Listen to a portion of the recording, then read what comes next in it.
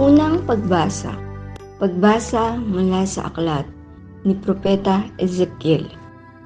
Noong mga araw na iyon, nilukuban ako ng Espiritu at itinayo ako upang pakinggan ang sangtinig na nagsasabi, "Tao, susuguin kita sa Israel, sa bansang Suwaim.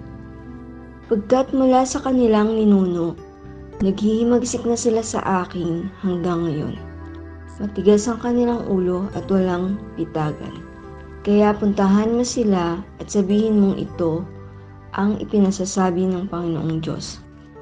Sa makinig sila o sa hindi, pagkat matigas nga ang kanilang ulo, malalaman nilang may isang propeta sa gitna nila."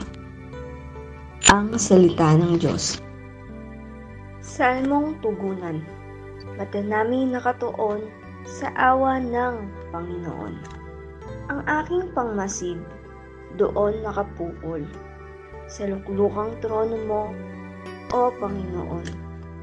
Tulad ko'y aliping, ang inaasahan ay ang amo niya para matulungan. Mata naming nakatuon sa awa ng Panginoon. Kaya walang humpay ang aming tiwala hanggang ikaw, Poon, sa aming maawa. Mahabag ka sana, kami kaawaan. Labis na ang hirap naming tinataglay. Mata naming nakatuon sa awa ng Panginoon. Kami hinahamak ng mga mayaman. Matagal na kaming laging inuuyam ng mapangaliping palalo't mayabang. Mata namin nakatuon sa awa ng Panginoon. Pagbasa mula sa ikalawang sulat ni Apostol San Pablo sa mga taga-Korinto. Mga kapatid, para hindi ko ipagyabang ang kamangamanghang pahayag ng Diyos sa akin, ako'y binigyan ng isang kapansanan sa katawan na nagsisilbing pamalo ni Satanas, upang huwag akong magpalalo. 3 beses kong idinalangin sa Panginoon na alisin ito, ngunit ganito ang kanyang sagot: "Ang tulong ko'y sapat sa lahat ng pangangailangan mo, lalong nahayag ang aking kapangyarihan kung ika'y mahina." Kaya't buong galak na ipinagmamapuri ko ang aking kahinaan upang palakasin ako ng kapangyarihan ni Kristo. Dahil kay Kristo, walang halaga sa akin kung ako may mahina, kutyain, pahirapan, usigin at magtiis, pagkat kung kailan ako mahina, saka naman ako malakas. Ang salita ng Diyos.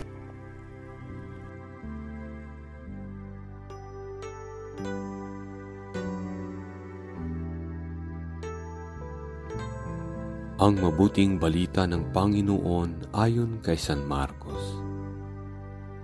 Noong panahong iyon, si Jesus ay nagtungo sa sariling bayan kasama ang kanyang mga alagad.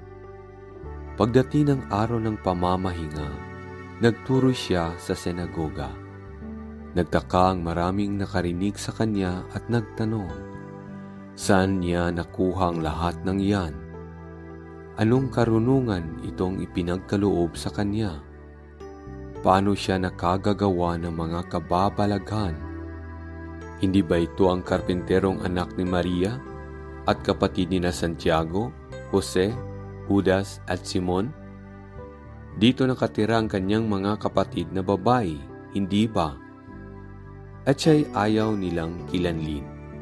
Kaya't sinabi ni Jesus sa kanila, ang propeta ay ginagalang ng lahat, liban lamang ng kanyang mga kababayan, mga kamag-anak at mga kasambahay.